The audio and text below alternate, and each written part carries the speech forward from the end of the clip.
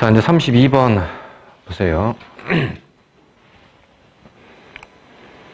뭐 비슷한 건 해봤는데 6300 per 210V 1, 2차 전격 전압이면서 권수비로 쓰면 됩니다. 20kVA 전격 용량. 단상 변압기 1차 저항이에요. 그 다음에 리액턴스가 15.2, 그 다음에 21.6. 그러니까 뭐 합쳐서 얘기하면 아까 풀었던 문제 중에 Z1, 1차 권선만의 임피던스가 저항은 15.2죠? 네, 15.2 플러스 J, 리액턴스가 21.6. 뭐 이제 이런 식으로 준 거죠. 그 다음 이제 Z2, 2차 쪽은 0.019. 저항은. 그 다음에 리액턴스는 0.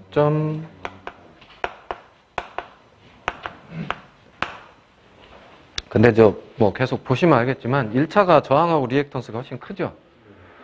왜 그러냐면 이제 대부분 변압기가 전압을 떨어뜨리는 용도다 보니까 1차는 어때요? 1차 변압기 1차 측이 2차에 비해서 권수가 훨씬 많이 감겼죠. 네, 전압은 높고, 그죠? 반대로 이제 전압은 그래서 낮아지는데 대신에 전류가 크게 흐르죠. 전류가 크게 흐르려면 전류가 많이 흐르려면 전선이 두꺼워야 되죠. 그러니까 2차 권선이 이 권선이 훨씬 두꺼워요. 그리고 전체적으로 길이가 짧잖아요. 적게 감으니까. 턴을 적게 하니까. 그러니까 당연히 저항도 작고 권수가 적으니까 리액턴스도 작을 수밖에요. 1차 쪽은 많이 감기도 하거니와 리액턴스도 크고 전압이 높아서 같은 전력을 공급할 때 전압이 높아서 전류가 작게 흐르기 때문에 두꺼울 필요가 없죠. 상대적으로 2차보다. 그러니까 저항도 그러니까 가느다라니까 더 큰 거죠. 가느다란 전선이 저항이 훨씬 크잖아요. 또 길고 턴을 많이 해야 되니까. 그게 당연히 이제 보통 많이 크고 많이 적고 이제 이런 상태가 되는 게 당연한 거예요. 뭐 참고적인 얘기고 뭐 어찌됐든 이렇다라는 거고요. 그러면 백분율 임피던스는 몇 퍼센트냐 그랬으니까 퍼센트 임피던스 얼마냐? 자, 그럼 퍼센트 임피던스는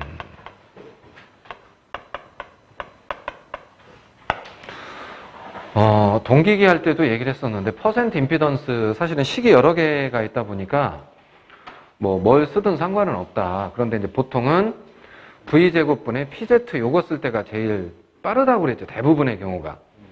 네, 뭐 다른 걸로 해서 계산하셔도 뭐 관계는 없습니다. 뭐 본인이 편한 걸로 하는 거니까. 근데 대부분의 경우는 이제 V제곱분의 PZ 이제 요게 편하니까 이제 좀 요걸로 이제 할게요. 그러면 퍼센트 임피던스 구할 때 왜 요거 1차 전압이면 변압기에서는 요건 용량이죠. 근데 용량은 1차나 2차나 똑같으니까 굳이 여긴 차수 안 쓴다고 그랬죠. 단 여기는 1차면 Z1 완이요, 완다시요? 네, 다시여야 된다고 그랬죠. 그러니까 요거 쓸게요. 아니면 뭐 V2에 Z2-를 쓰셔도 관계 없습니다. 그건 뭐 본인이 정하는 거니까 차수는. 자, 여기 넣을게요. 그러면 일단 1차 전압 얼마예요?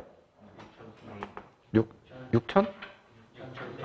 6,300? 6,300V 제곱. 그 다음에 용량은 주어져 있잖아요. 몇 킬로볼트 암페어래요? 20. 저는 다 기본형으로 푼다고 그랬죠? 킬로니까 곱하기 10에 3승. 그 다음 이제 Z1-가 문제잖아요. 네, 그럼 이제 Z1-는 이거는 구해야 되거든요. Z1-니까 어떻게 풀어요? Z1 플러스 A제곱 Z2. 그러니까 앞에서 보면 이것만 계산하는 문제도 있었죠. 근데 어차피 이걸 구해서 여기다 넣어야 돼요. Z1이 15.2 플러스 J 21.6 플러스 자 권수비 제곱. 권수비 제곱은 전압비 제곱으로 쓰면 됩니다. 몇 분의 6,300? 210분의 6,300? 이게 전압비면서 권수비가 되잖아요. V2분의 V1이. 그러니까 권수비의 제곱. 그 다음에 Z2.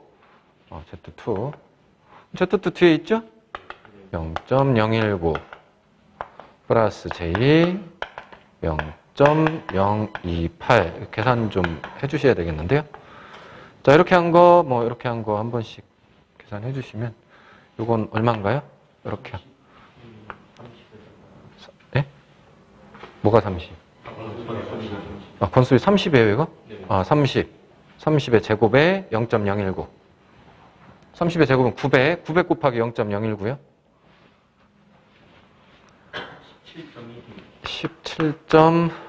17.1이고, 요건요, 제2 900에다가 0.028. 25.6? 2요? 25.2. 그러면,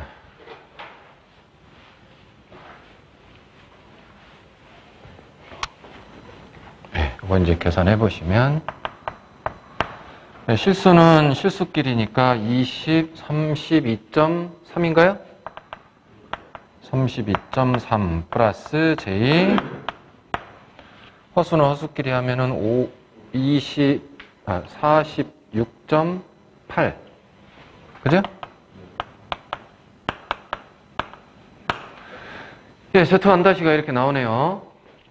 그래서 이제 요거를 뭐 방법은 이거를 그냥 크기로 일단 바꾼 다음에 루트 크기로만 32.3의 제곱 더하기 46.8의 제곱 이렇게 하면 이제 크기만 나오죠? 계산해서 이제 여기 넣으면 될 거 아니에요? 그럼 이제 이렇게. 그죠? 그러면 이게 얼마인가요? 이게 50. 86? 865. 여기다가 56.865 해서 이제 이거 계산하시면, 네, 얼마? 0.028이요? 286? 예, 그러니까 퍼센트로는 2.86% 정도 되는 거죠. 예, 그래서 퍼센트 임피던스는 2.86% 이렇게 나오게 되겠습니다. 예, 답은 2번이 되겠네요. 자, 근데 이제 참고적으로요. 사실은 이제 이렇게 해서 지금 Z1-를 이제 이렇게 복소수로 구해놨잖아요. 만약에 여기다가요. 이제 요 자리죠. 요 자리에다가, 그러니까 6,300의 제곱, 그 다음에 20 곱하기 10의 3승에다가, 곱하기 요 자리에다가, 32.3 플러스 j 46.8 이렇게 하면 어차피 이건 이제 복소수로 해서 이제 뭐 46.8i 이렇게 해서 이제 계산기 찍을 거 아니에요. 어차피 이 부분은 숫자로 계산이 될 테고. 그러면 얘가 계산을 하고 나면 계산기 그대로 누르면 뭐 플러스 j 뭐 이렇게 나올 거 아니에요. 그럼 여기만 보면 이게 결국은 무슨 값이 되는 거예요? 퍼센트 저항 강화. 이 부분만 보면 뭐가 되는 거예요? 퍼센트 리액턴스 강화. 그걸 이제 뭐 이런 식으로 돼 있으면 이거 왜 크기, 각, 뭐 얼마 이렇게 바꿀 수 있잖아요. 그렇게 바꿔놓으면 이게 뭐가 되는 거예요? 퍼센트 임피던스가 되는 거고요. 같은 값이 나오겠죠? 어디 갔네? 요거 0.028하고 똑같이 나오겠죠? 그러니까 뭐 무슨 얘기인지 아시겠죠? 그래서 퍼센트 저항 강화만 똑같이 주고서 퍼센트 저항 강화만 물어보는 문제도 있어요. 퍼센트 리액턴스 강화 값이 얼마냐 이렇게 물어보는 문제도 있고, 뭐 지금은 이제 퍼센트 임피던스를 물어봤지만 다 나올 수 있다라는 겁니다. 자, 그 다음에 33번. 정격 주파수 50Hz 변압기를 일정 전압, 자, 일정 전압이요. 전압 일정. 전압 일정에, 일정 전압에 60Hz 전원에 접속을 했대요. 그러니까 50Hz가 60Hz로 바뀌었다는 얘기가 단 전압은 일정해서. 그러면 여자 전류, 철손 및 리액턴스 강화는 어떻게 되겠느냐? 일단 저 철손은 어떻게 돼요? 이 철손 얘기 했었는데. 철손은 대부분은 이제 철손의 대부분은 히스테리시스 손이 한 80% 정도를 차지합니다. 와류손이 한 20% 정도 차지하고, 대부분은 이제 철손의 영향을 타는데, 히스테리시스 손의 영향을 타는데, 이 히스테리시스 손실이 왜 비례 관계가 이렇게 된다고 그랬죠. 주파수에는 1승의 비례고, 최대 자속 밀도 B에는 1.6승 정도 해서 비례를 한다고. 그리고 와류손은요?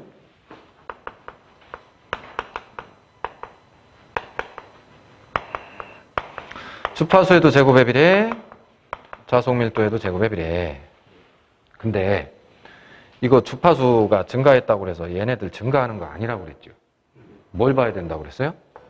전압식 4.44 파이 FM. 지금 보면 전압 일정이잖아요.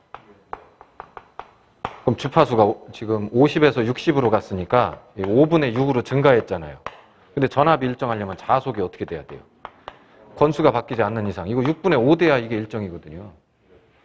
그럼 자속이 6분의 5면은 자속 밀도도 6분의 5거든요. 그러니까 주파수는 증가했지만 5분의 6으로. 자속 밀도는 6분의 5로 줄어들어요. 근데 승수가 1.6승이니까 여긴 1승인 거고, 이거 커진 거의 영향보다 이거 작아진 거 영향이 더 크죠? 그래서 전체적으로는 감소한다고 그랬잖아요, 이거.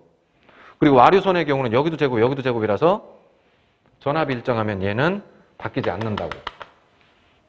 맞나요? 그래서 지금요, 주파수 50Hz였던 걸 60Hz로 바꿨다고 문제 나온 거잖아요.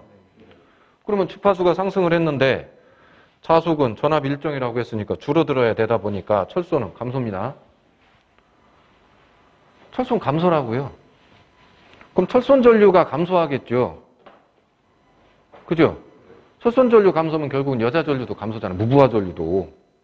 왜 무부하 전류라는 게 결국은 왜 자화 전류 플러스 철손 전류 합친 게 무부하 전류, 여자 전류라고 그랬었잖아요. 철손이 줄어들면 얘가 철손 전류가 줄어드는 거고요. 이게 줄어들면 당연히 이 값이 줄어들면 이 값도 줄어들죠. 무부하 전류도. 자, 그래서 여자 전류, 철소는 뭐 정확히 이제 정확한 건 아닌데 이제 약간의 뭐 개분이 있어요. 네, 어쨌든 감소. 그러니까 1번 아니면 2번 중에 답이 있습니다. 근데 리액턴스 강화 그랬는데요. 저 리액턴스 강하면 뭐예요? I, X요. 근데 물론 XL이죠. 지금 변압기 내부야 뭐 어차피 XL 성분이니까 코일들이니까. 근데 XL 어떻게 계산해요? 2파이. FL이잖아요. 맞죠? 근데 F가 어떻다고요? 50에서 60으로 증가했잖아요. 그 얘가 증가했으니까 어떻게 돼요? 리액턴스 강화가 증가하겠죠. 네. 5분의 6으로 증가하겠죠. 맞나요? 예, 그래서 철손, 여자 전류는 감소, 리액턴스 강화는 증가. 그럼 답은 1번.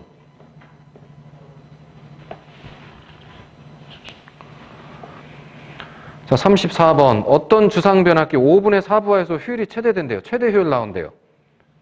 최대 효율 부합이 M이 5분의 4다. 그 소리죠? 네, M니콜 5분의 4다. 그러면 전부하일 때에 철손과 동손의 비율인 PI분의 PC는 약 얼마냐? 자, 최대 효율 부합이 M이 얼마라고요? 5분의 4. 근데 변압기에서 원래 최대 효율 부합이 M은 원래 뭐예요? 루트 PC분의 PI. 이 PC는 전부하 동손. 전부하시요. 철소는 전부하에서도 뭐 똑같이 나오죠? 전부하든 무부하든 반부하든. 그죠? 예, 그러니까 요거. 그럼 양쪽을 제곱해봐요. 5, 25분의 4, 4, 16은 제곱해서 5분의 4 제곱하면 25분의 16은 그러니까 루트 벗겨질 거 아니에요. 제곱했으니까. PC분의 PI. 근데 문제에서 물어본 건 PC분의 PI가 아니고 PI분의 PC를 물어봤으니까 이거 뒤집으면 되잖아요. 16분의 25. 맞나요? 예, 1.56. 네, 결과적으로는 최대 효율 부합이 문제인 거예요. 그러니까 최대 효율 부합이. 35번. 변압기에서 부하가 증가될 때, 부하가 증가한다는 얘기는 부하가 변한다 그거잖아요. 자, 부하가 증가할 때 현상으로 틀린 것은, 자, 동소는 무슨 손? 부하손. 부하손은 부하가 증가하면 증가하고 부하가 줄어들면 줄어들어요. 그래서 부하손이에요. 부하에 따라 변하니까. 맞나요? 예, 그러니까 동소는 부하 증가한다고 그랬으니까 동소는 증가한다. 맞나요? 예, 맞죠. 결국은 동손이 증가하면 손실이 증가하니까 온도 상승은, 그러니까 온도는 상승할 테고, 손실이 많아지면 그만큼 온도는 상승하죠. 열이 나니까. 철소는요? 철소는 무슨 손? 무부하손. 그러니까 부하에 커지고 작아지고 하고의 상관이 있어요, 없어요? 없습니다. 부하가 증가했다고 해서 무부하손인 철소는 변화하지 않아요. 그래서 철소는 변함없다. 그러니까 틀렸다라는 거죠, 3번이. 여자 전류 역시 여자 전류, 무부하 전류, 무부하에서 흐르는 전류죠? 예, 이 무부하 전류도 무부하, 그러니까 부하하고 무관하거든요. 무부하 전류 역시. 예, 그래서 여자 전류는 변함없다. 맞아요. 그러니까 틀린 건 3번. 36번. 변압기 철심이 갖추어야 될 조건으로 틀린 것은, 이건 나중에 자기학을 하면 조금 더 자세히 알 수가 있을 텐데요. 변압기에 철심이 있고 거기에 감겨있는 권선이 있죠. 당연히 권선은 저항이 커야 돼요? 작아야 돼요? 작아야 됩니다. 근데 철심은 저항이 반대예요. 커야 돼요. 커야 좋아요. 저항이 커야.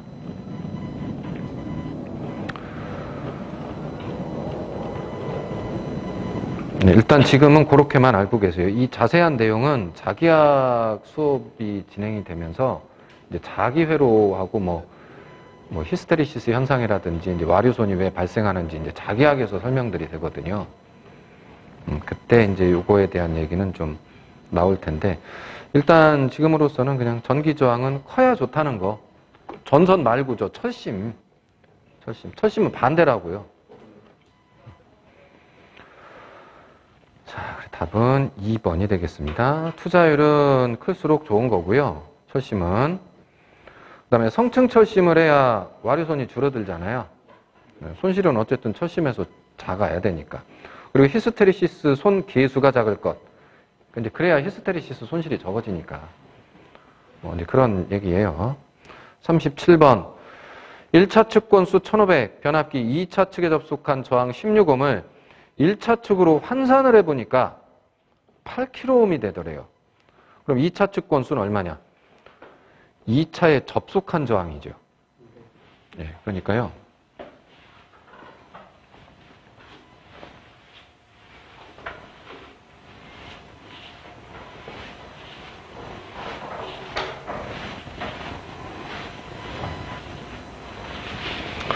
자, 변압기가 이렇게 있고,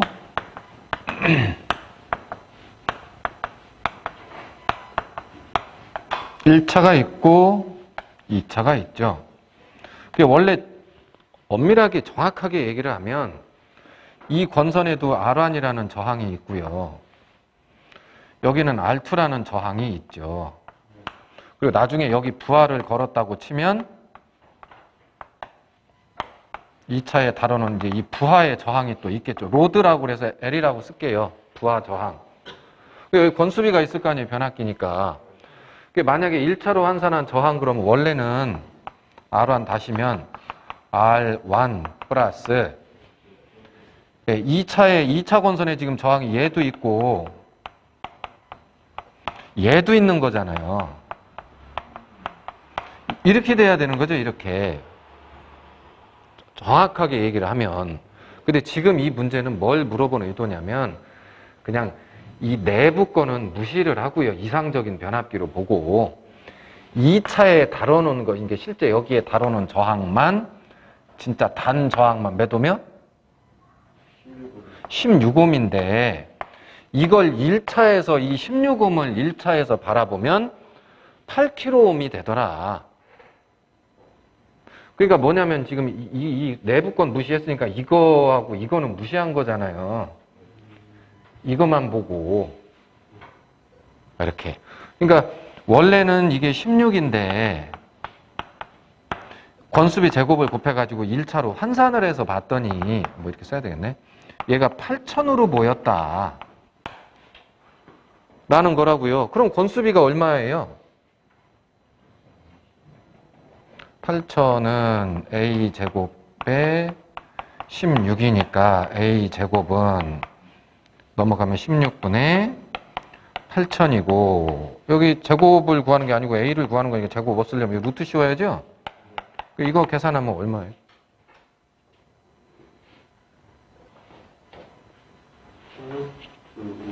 10루트 5? 네, 22.36? 네, 22.36인데 이거 권수비잖아요. 그러면 2차 측 권수 n2분의 1차 측 권수 n1이죠? 근데 아마 권수가 하나가 주어져 있을 거예요? 몇 차 측이요? 1차 측. 그러니까 n1은 1500이 주어져 있는 거죠. 1500번 감았다고 주어져 있으니까. 그 이제 2차 권수가 얼마냐고 지금 물어본 거죠? 네, 그럼 자리 바꿔가지고 1500 나누기 22.36 하면 되잖아요. 그죠? 그러니까 일단은 권수비를 알아야 돼요. 이 환산식을 통해서 아, 이 권수비가 얼마구나. 그러면 뭐 1차 권수 줬으니까 2차 권수는 뭐 당연히 나오는 거잖아요. 네, 그렇게 해서 풀어보면 뭐 몇 번 정도 돼요? 67. 네, 67회 정도 네, 그렇게 되겠습니다.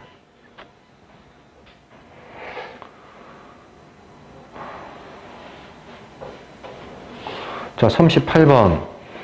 와류손 500W요. 3300에 110V, 60Hz용 단상 변압기를 50Hz 3000V 전원에서 사용하면 이 변압기 와류손은 몇 W 되네요. 전압이 변치 않으면 와류손은 변치 않는다고 그랬죠.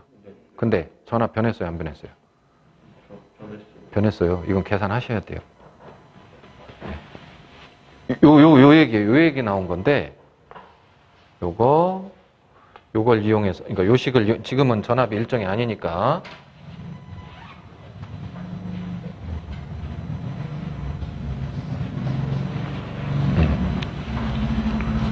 요걸 이용해서 와류손 계산을 할 겁니다.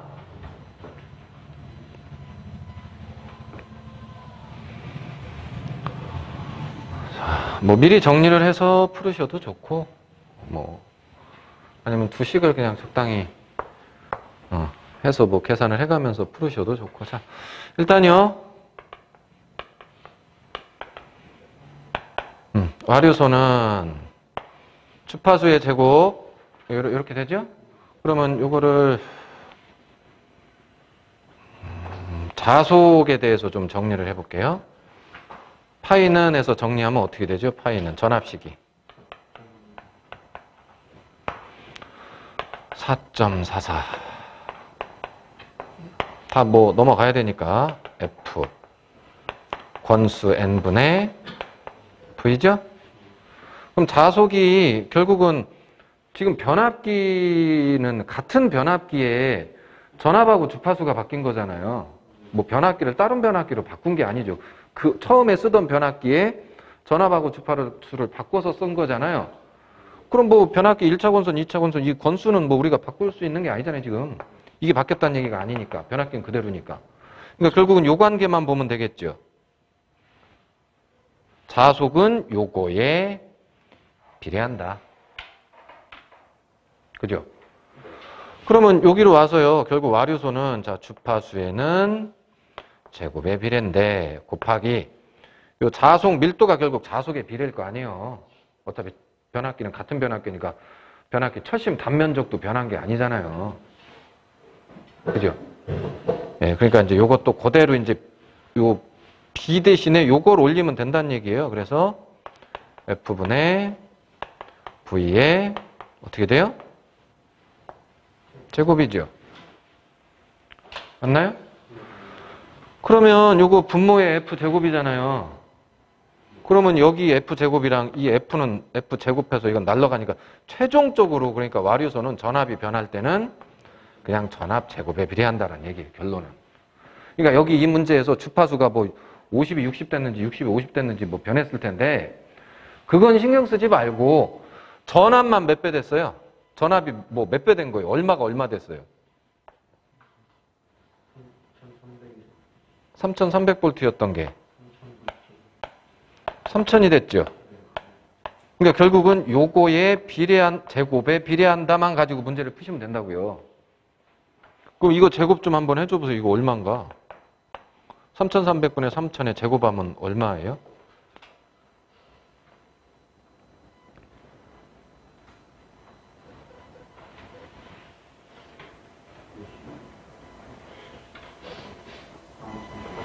(0.826) 네, 826. 자, 그래서 와류소는 이 문제에서 0.826배로 바뀌어요. 처음에 와류손이 얼마였어요? 전압 주파수 바꾸기 전에가 50W요? 500 아니에요? 50W. 그럼 50W에 0.826배로 바뀐다고요. 그럼 50 곱하기 0.826이면 얼마? 41.3W. 이렇게 바뀌게 될 거다. 예, 그러니까 와류손이 전압이 그러니까 결론은 와류손은 사실은 주파수를 볼 필요도 없다는 얘기예요. 전압의 제곱에 비례한다. 그러니까 전압이 일정이면 뭐 제곱에 비례해도 전압이 안 바뀌면 뭐 와류손은 안 바뀌는 거잖아요. 예, 그래서 와류손의 경우는 그냥 전압 제곱에 비례한다. 그냥 이렇게만 알고 계셔도 차라리 그냥 그렇게만 알고 계시는 것도 좋은 방법입니다. 이렇게까지 다 알려면 귀찮잖아요. 그죠?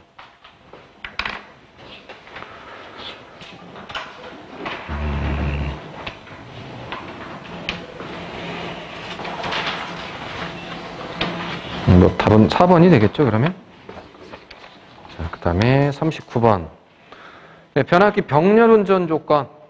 자, 일단 단상 기준으로 변압기 극성 같아야 되죠. 지금 얘기한 극성은 감극성, 가극성의 극성입니다. 네, 극성이 같을 것. 1번에 있네요. 두 번째, 1, 2차 전격 전압 및 권수비가 같을 것. 맞나요? 네, 그러니까 4번도 맞죠. 권수비 같고 1차, 2차 전격 전압이 같을 거. 이거 있었죠, 조건에. 뭐 순서는 바꿔놨는데. 그 다음에 3번 퍼센트 임피던스 같을 것 그랬잖아요. 3번도 맞고. 그러면 그 병렬운전 조건 중에 보면 출력이 같아야 된다 그런 건 없었잖아요. 변압기가. 자, 2번이 틀렸고 40번 변압기 절연류 구비 조건이 있었죠. 절연류의 목적은 냉각과, 그러니까 당연히 절연과 냉각이다. 절연이 잘 되려면 절연 내력이 커야 되고, 그 다음에 냉각이 잘 되려면 비열이 커야 되고. 맞죠? 자, 그래서 1번 비열이 커서 냉각 효과가 커야 되고요. 2번 절연 저항 및 절연 내력이 커야죠. 네, 그래서 2번 틀렸네요. 그 다음에 불 붙으면 안 되니까 인화점은 높고, 겨울철에 전봇대에 있는 거 얼마 안 되니까 응고점은 낮을 것. 이것도 있었죠? 4번 고온에서 석출물이 생기거나, 뭐 침전물 같은 거 생기거나, 또는 이제 산화하지 않고, 이 산화된다는 얘기가 결국은 썩는다는 얘기예요. 열화된다는 얘기라, 변질된다는 얘기라고요. 그러면 안 되겠죠, 뭐 당연히. 자, 그리고 나머진 다 맞고 2번 틀렸네요. 41번. 변압기에서 부하하고 관계가 없대요. 자속만을 만드는 전류.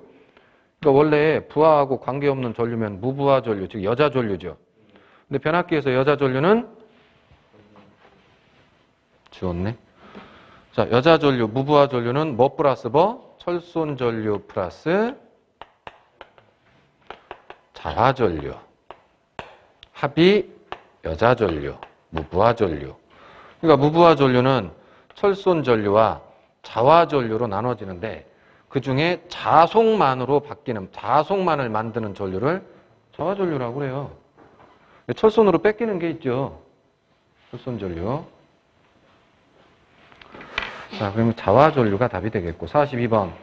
변압기의 정격을 정의한 것 중 옳은 것은 저 변압기 전격, 뭐 전격 전압, 전격 전류, 뭐 그다음에 전격 출력 이런 건 뭐 누가 결정하는 거라고요? 만드는 사람이 어느 정도 부하를 이상 없이 사용할 수 있도록 하겠다라는 걸 정해놓고 거기에 맞춰서 크기를 설계한다고 그랬잖아요. 용량, 전격 용량이라든지 뭐 이런 것들을. 맞나요? 그러니까 그거 다 어디에 써 있냐면 명판에 써 있다고요. 명판에. 예, 그래서 답은 옳은 거 찾으래요. 2번이요, 2번. 전격 2차 전압이라는 건 그 명판에 기재되어 있는 2차 권선 단자 전압이에요. 설계할 때 그거 만든 사람이 2차 전압, 2차에서 어차피 우리가 부하를 써야 되니까 뭐 보통 220 이렇게 되겠죠. 뭐 단상이라면 220V를 쓰는 걸 맞춰서 그 기계를, 변압기를 설계를 했을 거란 얘기예요.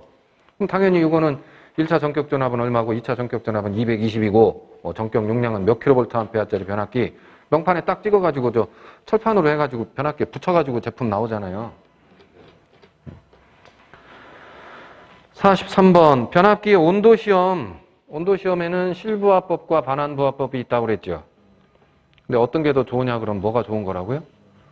반환부하법. 돈은 많이 들지만 초기 설비비는 많이 들지만 전력 소비가 거의 없기 때문에 손실분을 제외하고는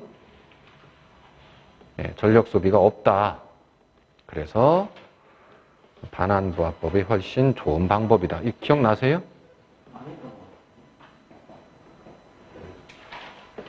했는데요.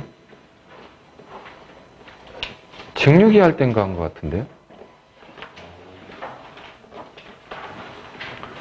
왜 온도 상승, 그러니까 부하를 걸면 전류가 흐르게 되고 손실들이 생기니까 온도가 상승한다. 그래서 이게 절연물 종류에 따라서 무슨 종 뭐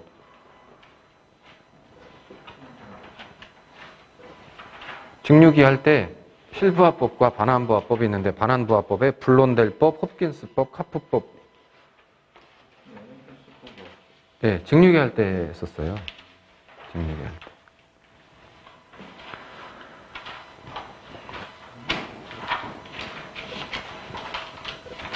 아니, 정리는 안 했어요. 문제 풀 때 했던 거지. 정리해드리지는 않았었습니다. 네. 뭐 다 외울 수가 없기 때문에. 근데 본도 시험법 정도는 알아두시는 게 좋겠어요. 자, 반환부하법이 좋아요. 반환부하법에는 블론델, 홉킨스, 그 다음에 카프법이라는 세 가지 방법이 있습니다. 직류기에서는 뭐 다음 중 반환부하법이 뭐 아닌 것은 이런 식으로 문제가 나오거든요. 블론델, 홉킨스, 카프법이 있고 하나가 없겠죠. 이상한 거 하나 써놓겠죠. 근데 지금처럼 어떤 게 가장 좋은 방법이냐 온도 시험을 하는데 그럼 반환부하법이에요. 그 다음에 44번 6600 per 210V 10kVA의 단상 변압기 퍼센트 저항 강하는 1.2% 퍼센트 리액턴스 강하는 0.9%다. 임피던스 전압은 아까 했는데 숫자만 바뀌어 있어요. 아까 저 퍼센트 임피던스는 맨 뒤에 가면 변압기에서 1차 전격 전압분의 임피던스 전압. 그래서 1차 전격 전압에다가 퍼센트 임피던스의 배율만큼이 임피던스 전압이다. 맞나요? 네, 그래서 지금 보면 일단 퍼센트 임피던스를 계산할 수 있도록 저항 강하 1.2%, 리액턴스 강하 0.9% 이렇게 줬으니까 퍼센트 임피던스는 얼마겠어요?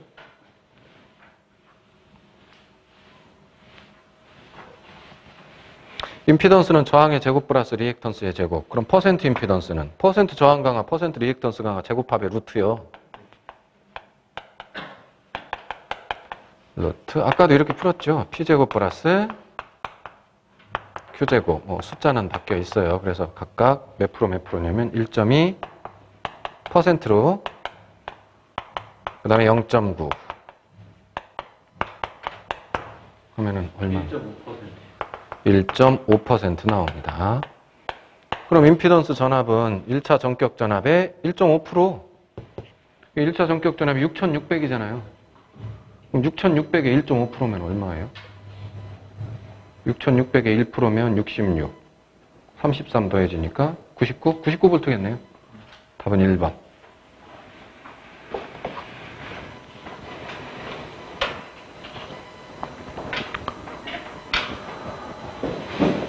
네, 1차에서 6600 넣어주면 그 변압기 내부에서 전부하, 그러니까 전격 상태로 운전해보면 변압기 내부에서 한 99V 정도 내부 전압 강화가 생긴다는 얘기예요.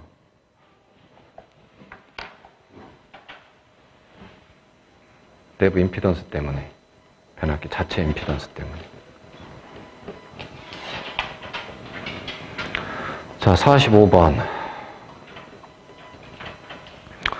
변압기 1차 공급 전압이 전압 일정하대요.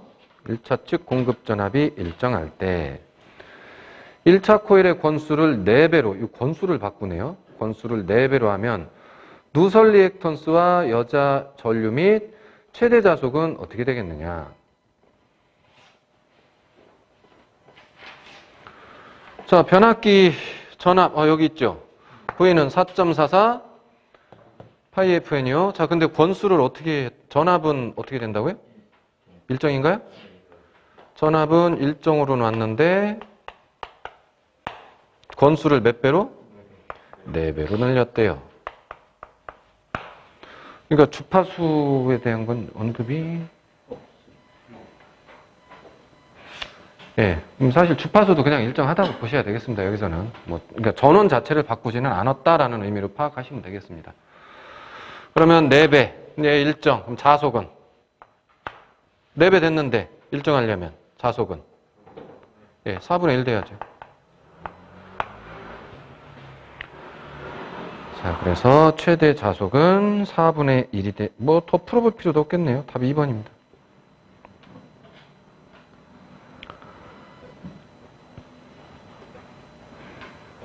누설 리액턴, 나왔으니까 한번 계산해보면, 누설 리액턴스 같은 경우에는, 역시 자기약을 안 해서 이제 문제가 되는데, 이 자기회로거든요. 이 변압기라는 게. 철심의 코일 감아둔 형태가. 자기회로의 자기 인덕턴스 L이, 혹시 아시는 분도 계실 것도 같은데, 철심 길이 L분에, 나중에 자기약에서 이 식이 유도가 돼요. S 뮤 이게 N제곱 이렇게 되거든요. 나중에 자기약 하다 보면 나옵니다. 그래서 지금 권수가 몇 배 했다고 그랬죠? 4배 했다고 그랬잖아요. 그럼 4배 제곱이기 때문에 인덕턴스가 몇 배가 돼요? 4의 제곱이면 얼마예요? 16이죠. 그래 16배가 되게 됩니다. 이 L 값이. 그럼 당연히 리액턴스 값이라는 게 어떻게 돼요? 2파이 FL인데.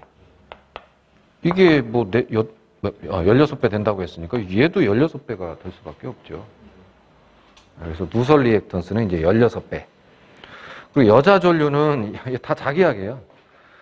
그 자기회로에서 오매 법칙이 있어요. 그럼 이제 I란다. 자속 파이는 혹시 자기약 하셨던 분 중에 이런 식들 지금 보신 기억이 있으신 분 있어요? 없으면 제가 지금 얘기할 필요도 없거든요, 이거.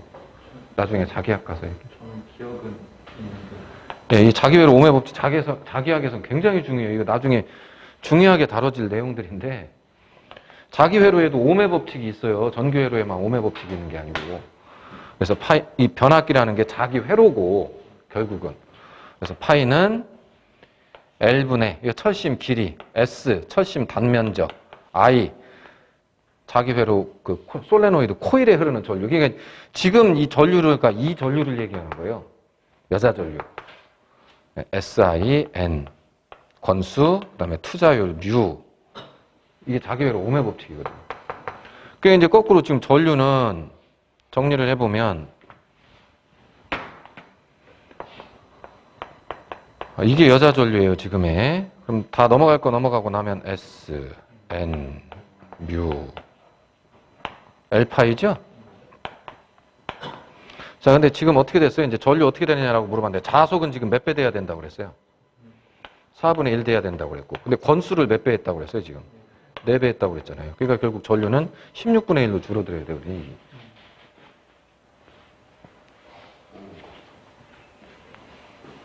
아, 여기 참. 여기 기능사 하셨던 분들도 이거 아시지 않아요? 자기 회로 할 때? 이런 것들. 전기 이론에서는. 어려운 거는 안 했습니다. 네. 이렇게 해서, 이제,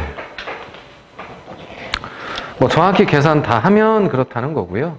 근데 사실 뭐 지금 뭐 자속 4분의 1만 나와도 바로 답은 나오잖아요. 네, 답은 뭐 2번이 되겠습니다. 그럼 46번. 100kVA에 6000 per 200. 이거 권수비는 뭐 30이네요. 200분에서 6000이니까. 60Hz 퍼센트 임피던스 강화가, 그러니까 퍼센트 임피던스가 3%래요. 그럼 삼상 변압기의 저압 측. 지금 1차 전격 전압이 6000V고 2차 전격 전압이 200이었죠?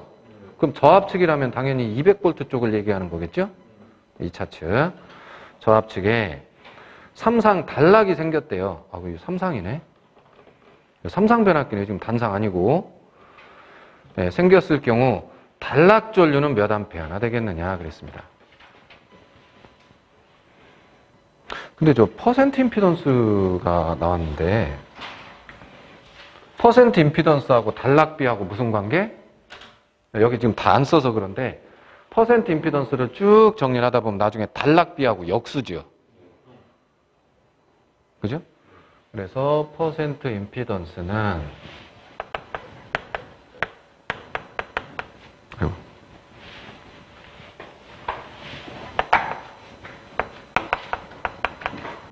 단락 전류분의 전격 전류죠? 거꾸로 뒤집으면 전격 전류가 단락 전류, 단락 전류가 전격 전류의 몇 배냐? 그게 단락비니까. 맞나요? 이렇게 된 식까지 있잖아요. 자, 그러면요. 얘가 지금 몇 프로라고요? 3%니까 0.03여는 단락 전류가 몇 암페어 나온대요, 거기? 단락 전류 구하는 건가요? 네, 단락 전류를 구해라. 그럼 뭐를 알면 돼요? 전격 전류. 근데 이거 삼상이니까 그것만 조심하시면 됩니다. 삼상에서는 그 전격 용량이 몇 kVA예요? 100kVA예요? 네, 그러면 삼상에서는 용량이 어떻게 구해요? 루트 3. VI잖아요. 전격 전압, 전격 전류. 전격 용량. 맞나요? 예, 그러니까 지금 전격 전류 구하면 되는 거잖아요? 삼상이라서 전격 용량 T를 루트 3 V로 나눠주시면 되겠죠. 그러면 100kg 10의 3승을 루트 3의 전격 전압인데요. 제가 지금 몇 차 거 구하는 문제예요? 아니. 뭐, 저압 측이니까 2차 측이요. 2차 측 단락 전류 구할 거거든요? 그럼 당연히, 그러니까 이걸 2차 측 단락 전류로 구할 거면 얘도 2차 측 전격 전류여야 돼요. 예, 그러니까 이제 지금 이거 전압도 그러니까 이거 2차 측 전격 전류 구하려면 2차 측 전격 전압 넣어야 되잖아요. 예, 그러니까 2차 전격 전압이 200이요? 220이요? 200. 그래서 요거 계산해 주시면 2차 전격 전류가 나와요. 몇 암페어인가요? 288.7. 7? 7 암페어. 이렇게 되겠네요. 그럼 다 됐네요. 여기 288.7. 그러면 자리만 바꾸면 되잖아요. 2차 측 단락 전류는 288.7 나누기 0.03 하시면 돼요. 뭐 겁나 크게 나오겠네요. 9600? 예. 그래서 9600 그거 답이에요. 9623. 답은 2번.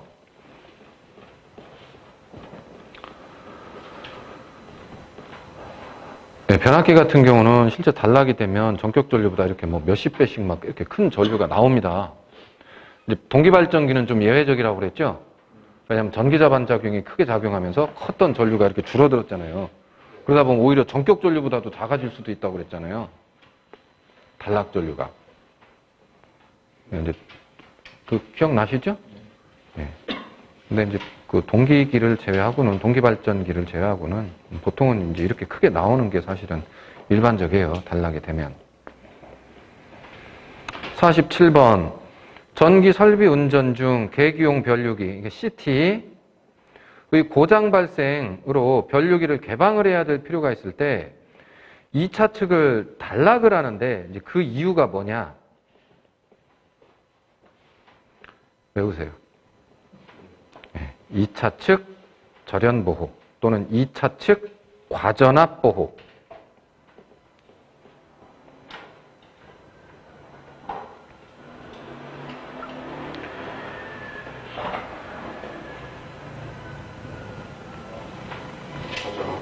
네, 그러니까 과전압이 발생한다는 얘기예요. 저 원래 CT라고 하는 게 변압기. 원리는. 쉽게 얘기해서 변압기에서 보통 이렇게 이제 뭐 철심이 변압기라고 해서 철심이 꼭 네모날 필요는 없거든요. 이렇게 된 철심에 이제 보통 이렇게 한 가닥을 관통시키거든요. 전선 한 가닥을 관통을 시켜요. 그리고 요 내부에 보면 이제 여기 이렇게 감겨 있는 거예요, 코일이.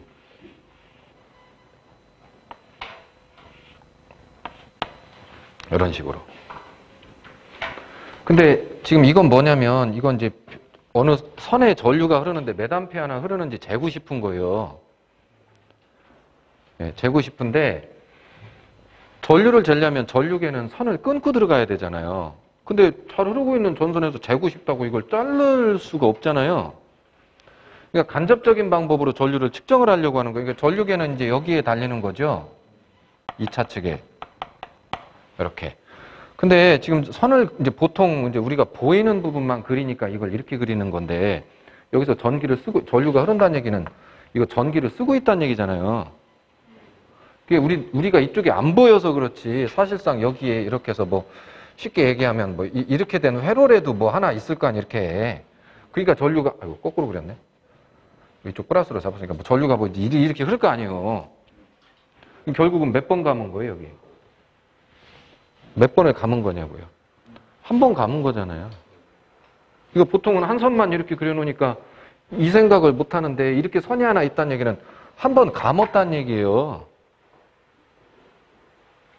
그럼 1대, 예를 들어서 여기 10번을 감았으면 1대 10이죠. 그럼 여기에 만약에 100V 전압이 교류 전압으로 100V가 가해졌으면 1대 10이면 전압은 10배 되니까 1000V죠. 근데 여기 전류는 몇 암페어예요? 아니, 지금 전류 얘기를 안 했구나. 여기 만약에 10A가 흐르고 있었어요, 1차 측에. 그럼 여기는 전류가 몇 A가 흐르냐고요? 1A가 흐른다는 얘기죠. 권수비가 1대 10이잖아요. 1대 10. 그러면 권수비는 그대로 전압비이기 때문에 100V를 넣으면 1000V. 근데 전류는 반대가 되잖아요. 전압이 10배 되니까 전류는 10분의 1로 줄어들거든요. 그러니까 만약에 10A라면 여긴 1A밖에 안 흐르게 된다고요. 근데 그 비율이 정해져 있잖아요. 줄어드는 비율이. 측정을 했는데, 그냥 이제, 뭐 이건 잘 모르겠어요. 이제 10대 1인데, 이게 만약에 측정을 해보니까 5A가 여기서 측정이 되더라, 전류계에서. 그럼 실제 여기는 전류가 몇 A가 흐르고 있는 거예요? 50A가 흐르고 있는 거죠. 나중에 CTB를 그래서 여기 곱해야 돼요. CTB라고 합니다. CT의 비율을 곱해줘야 된다고요. 이 CT의 권수비를. 네, 이런 식으로 측정을 하는데, 지금 문제가 뭐냐면 이 전류계가 고장났다는 거예요. 고장났으니까 이제 이걸 교체하고 싶은 거예요. 새 걸로. 이거 교체하려면 여기를 끊어야 되잖아요. 끊고 전류계를 빼내야 되니까. 그리고 새 걸로 끼워야 되니까. 근데 이거 할 때 이걸 뺀다고 여기를 그냥 이게 여기 끊어지면 안 된다는 얘기. 그러니까 이걸 끊기 전에 여기를 이렇게 해서 먼저 단락을 시켜줘라 라는 얘기예요. 그래 놓고 이 전류계를 빼란 얘기예요. 여기 문제가, 의미가. 그 이유가 뭐냐고 물어보는 거거든요. 그 이유가. 근데 이제 이걸 그냥 여기를 딱 빼잖아요. 그러면 빼는 순간에 여기서 아크가 불꽃이 확 불어버립니다. 그럼 이거 교체하던 사람 다쳐요. 크게 다칩니다. 잘못하면. 아크가 확 불어온다고요. 그냥 이걸 뺄 때. 근데 왜 그러냐면 빼는 순간에 이제 이 얘기 왜 그런지 얘기를 하려면 여기가 되게 복잡해져요. 내용이. 근데 어쨌든 결과적으로 이걸 뺄 때 굉장히 높은 전압이 2차 측에 유도가 돼요. 유도가 되면서 그 아크가 발생을 하게 됩니다. 그래서 2차 측의 뭐 기기, 뭐 2차 측에 그걸 조작하는 사람, 2차 측의 절연, 이게 그 고전압 때문에, 높은 전압 때문에 다 파괴가 된다고요. 그래서 그 이제 이렇게 단락을 시켜주면 어떻게 돼요? 단락시키고 여기를 끊으면 이제 여기를 단락시키면 여기 회로가 이렇게만 구성되지 이쪽으로 넘어오는 회로가 아니잖아요. 이제 그럼 빼고 새 거 갈아 끼고 단락됐던 거 다시 풀러주면 된다는 거죠. 작업 순서가 이렇다는 얘기예요.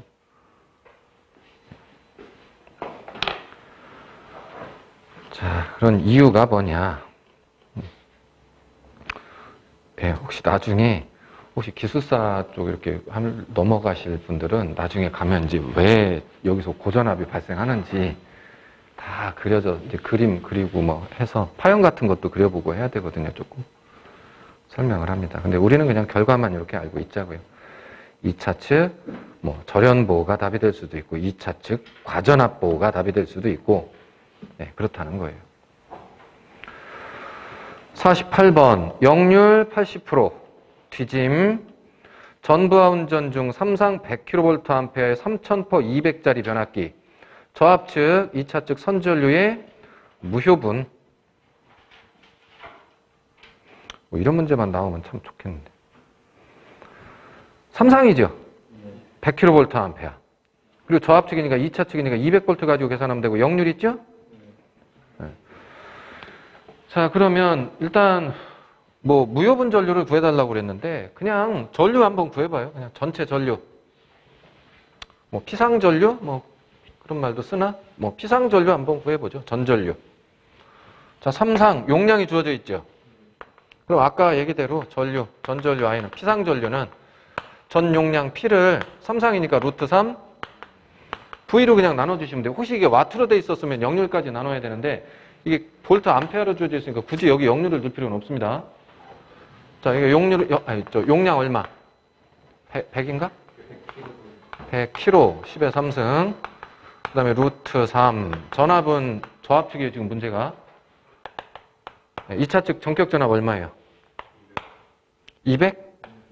네, 그럼 이거 계산해 주세요. 288.7. 아까 저거랑 똑같네. 아, 딱 요거 합시구나. 288.7A. 이게 이제 뭐 피상전류, 전전류입니다. 근데 이제 무슨 분전류? 무효분 전류 구해라 그랬으니까 여기다 뭘 곱해주면 돼요? 사인 세타. I 사인 세타. 네, 그래서 288에, 저 역률이 코사인 세타가 0.8로 주어져 있었잖아요. 80%로. 그럼 사인 세타면 얼마예요? 0.6. 그죠? 예, 그냥 요거 계산하시면 답입니다. 그냥 뭐 간단한 회로 문제 같이 나온 거죠. 예, 계산하면 얼마?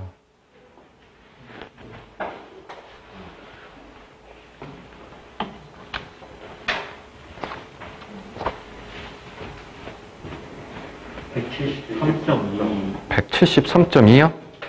그럼 100루트 3입니다. 100루트 3.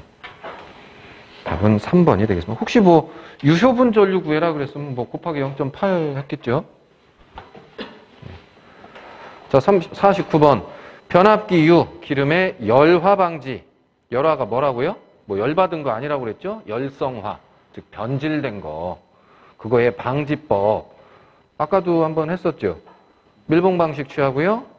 흡습제 또는 흡착제, 실리카겔 쓴다고요. 그 다음에 수소봉입 아니고 질소 넣어야 된다니까요. 빵 과자에 들어있는 그 질소, 충전해서 나오는 그 질소. 변질되는 거 방지하려고, 산화 방지하려고. 그 다음에 개방형 콘서베이터. 다 맞죠, 나머지는. 답은 3번. 50번. 200kVA의 단상 변압기, 철손 1.6kW, 전부하 동손 2.5kW. 이 변압기 역률이 0.8일 때 전부하 시 효율은 무슨 효율이요? 전부하 시 효율이요. 그럼 전부하면은 200kVA 다 쓰겠죠.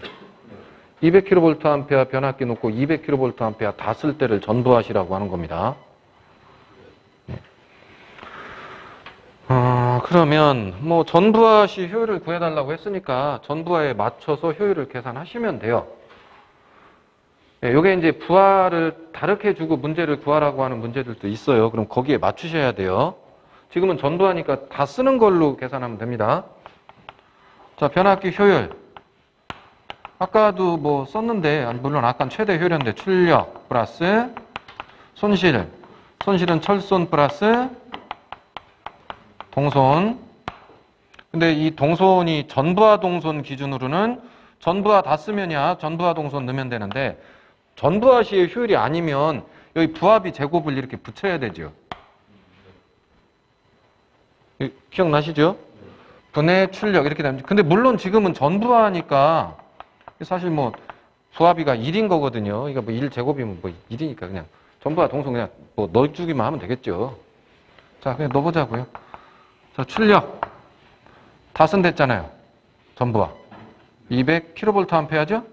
그냥 킬로로 계산할게요. 근데 이거 철손이나 동손은 단위가 와트입니다. 손실은. 근데 여기다 kVA로 넣으면 안 되겠죠. 당연히 여기 와트로 들어와야 돼요. 출력도. 와트는 와트끼리만 더해지잖아요. 손실이 와트인데 얘가 볼트암페어 할 리가 없잖아요. 그럼 여기에 뭘 곱해야 돼요? 역률. 그 역률 얼마로 운전한대요? 역률 얼마로 운전할 때 효율 구하는 거예요? 0.8. 그러면 200kVA의 역률 0.8. 160kW를 쓰고 있는 거죠. 지금 출력에서는. 이 밑에도 마찬가지잖아요. 자, 그리고 철소는 뭐 무부하든 전부하든 간에 하여튼 철소는 똑같잖아요. 무부하 손이니까 얼마 나온대요? 1kW? 1.6이요? 1.6. 어차피 얘 지금 킬로로 계산하고 있으니까 그냥 1.6 넣으시면 됩니다. 플러스 그 다음에 전부하 동소는 2.5? 네, 2.5. 그냥 이거 계산하면 돼요. 그럼 전부하 효율이에요. 전부하 시의 효율.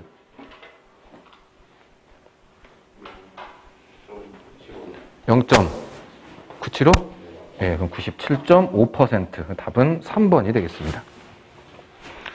자, 한 가지만 좀 얘기, 이제 요 얘기까지만 할게요. 자, 지금은 전부하 시의 효율을 구하라고 했으니까 이렇게 계산했잖아요. 만약에, 70% 부하에서의 효율을 구해라. 그랬으면 이게 어떻게 바뀌어야 돼요? 이거 계산을 어떻게 바꿔서 계산해야 돼요? 70% 부하에서 그랬으니까 200kVA 다 쓰는 거 아니죠? 예, 여기에 0.7 곱해주셔야 되잖아요. 그러니까 2, 7, 14. 그러니까 140kVA만 쓰는 거죠. 200kVA 중에. 그러니까 여기도 마찬가지겠죠, 그러면? 그 다음에 똑같죠? 그 다음에 철소는 70% 부하를 쓰든 전부하를 쓰든 무부하를 쓰든 항상 값이 어때요? 똑같으니까 얘는 그대로 넣죠. 근데 얘는 부하소는지 아니면 동소는 부하를 바꾸면 손실이 바뀌어요. 동소는. 근데 2.5kW는 무슨 동선이었어요? 전부하 다 쓸 때 동선이었잖아요. 근데 지금은 70% 부하 쓴다 그랬죠? 그럼 여기에 어떻게 넣어야 돼요? 2.5 앞에. 부하비 제곱 0.7에 제곱을 곱해서 이렇게 넣어주셔야 된다고요. 그러니까 m제곱 pc 그랬잖아요, 아까. 부하비 제곱 pc. 이렇게 동선이 바뀌게 되거든요, 동선은. 그러면 철손 플러스 동선 자리가 이거. 그러니까 이렇게 계산하면 70% 부하를 쓸 때의 효율이 나오겠죠. 무슨 얘기인지 아시겠죠? 나중에 실기 가면 또 이런 문제를 또 많이 푸셔야 되거든요. 그러니까 무조건 효율이 뭐 출력 플러스 손실분해 맞는데 그 부하를 얼마를 쓰고 있다라는 얘기 또는 역률 얼마를 주고 있는지 이런 것들을 잘 보고 넣으셔야 돼요. 생각을 하면서 그냥 막 넣는 게 아니라.